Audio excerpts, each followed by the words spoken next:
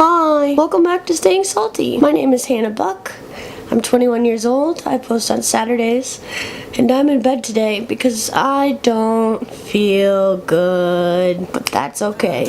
I got cystic fibrosis. See, I've got cystic fibrosis.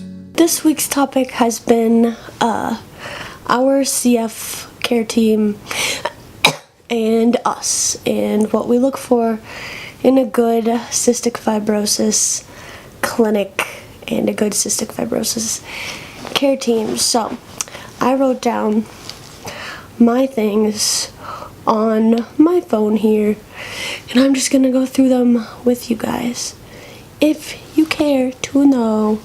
So the first one is having a doctor that actually listens to you and wants to know your opinion about how you feel about your own body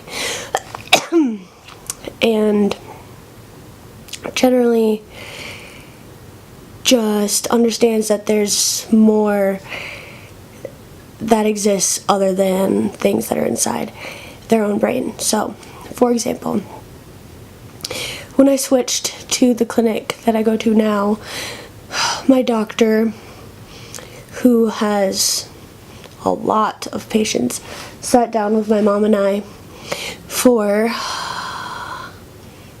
over an hour and just went through my entire medical history and just listened and listened and listened and asked questions and wanted to know everything from my entire life that had happened to me so that he could give me the best of care moving forward. And an entire hour of talking with an actual physician is really rare, and that is how I knew that my doctor actually cared about what I had to say. The second thing also involves a doctor, and it's kind of contrary to the first one, but it's having a doctor that is obviously smart, but is confident in how much they know about the field that they are working in. So I don't know, I feel like for some people it might seem cocky, but for me it always puts me at ease when my doctor says stuff like, well, I have been working in this field for a really long time, and I feel confident that the combination of these two medicines will help you get over this CF exacerbation.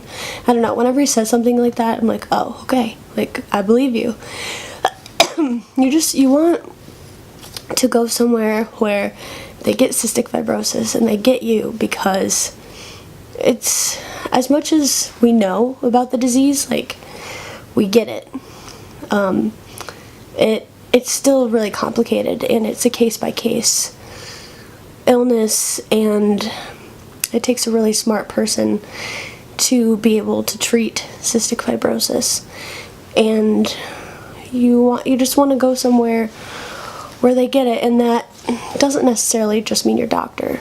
It can mean your CF care center as well. It can mean the college or university of the hospital that you go to. So I go to the University of Michigan hospital, and you can go there and they'll basically be an expert in any disease that you have. So it really puts you at ease when you're a patient there. The third one out of 5 is for the social worker of the CF care team not to be super belittling or pitying. So while you want them to be keeping an eye on you to make sure that you're okay, obviously, it's not a good feeling to tell a social worker, or anyone for that matter, that you've been feeling sad or discouraged and have them be like, oh, yeah, having a life-threatening illness is really tough. Because I had a social worker like that once, and it was, I don't know, she made me more depressed. It was the weirdest thing. But my current social worker is actually the one that initiated my diagnosis for depression and anxiety, because she was keeping an eye on me, and after talking to her I would either feel the same or a little better or a little calmer, but she still was being a professional, and she was still being vigilant, and she was being an advocate, and she was taking care of my mental health. And that's what you need from your social worker. And one cool thing that happened with my current social worker is I have an emotional support animal. He's a dog named Casper that I got just about, oh my gosh, tomorrow will have been a year ago I got him. And emotional support animals are legally allowed to live anywhere.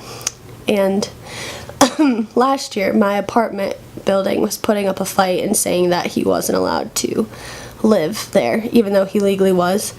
And no matter what I did, I could not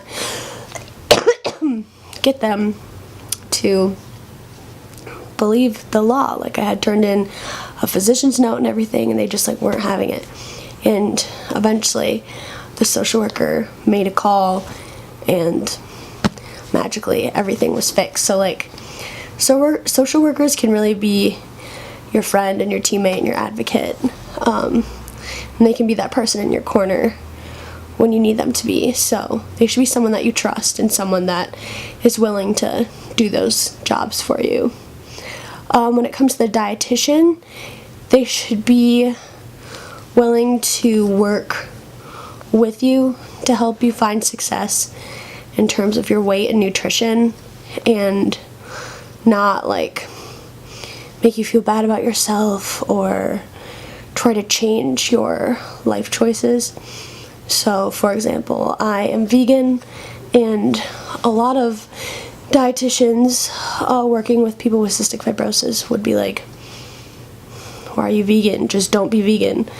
Then you would have a lot easier time keeping weight on. And they would, like, I imagine, just really try to change my lifestyle and my life choices. But my dietitian at my current clinic doesn't do that. She understands that this is something that's very important to me, and she works with me to help me find plant-based proteins, and doesn't discourage me from my goals or my choices, and I really appreciate that.